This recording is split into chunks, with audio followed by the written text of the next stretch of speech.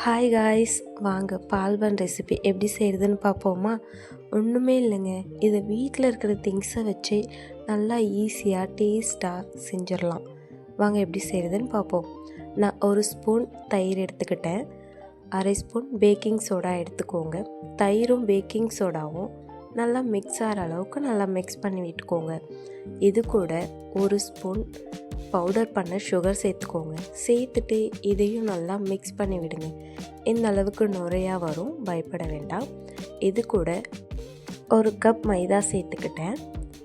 நெய் ஒரு ஸ்பூன் சேர்த்துக்கோங்க. சேர்த்துட்டு இந்த கர்டு, மைதா, நெய் எல்லாம் மிக்ஸ் ஆகிற அளவுக்கு நல்லா மிக்ஸ் பண்ணிக்கோங்க. இது கூட தேவையான அளவு தண்ணி சேர்த்து நல்லா மிக்ஸ் பண்ணி விடுங்க. இந்த அளவுக்கு நல்லா மிக்ஸ் பண்ணி விடுங்க. அதுக்கப்புறம் நம்ம சுகர் சிரப் ரெடி பண்ணிக்கலாம். ஒரு கப் சுகர் நான் எடுத்துக்கிட்டேன். ஒரு கப் சுகருக்கு ஒரு கப் வாட்டர் சேர்த்துக்கிட்டேன். சுகர் நல்லா கரைஞ்சி வந்து இந்த அளவுக்கு ஒரு கம்பி பதம் வந்தால் போதும்.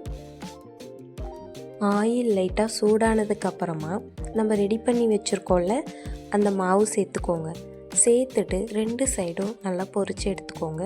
நல்லா சாஃப்ட் அண்ட் ஸ்மூத்தாக நல்லா புசு புசுன்னு வரும்.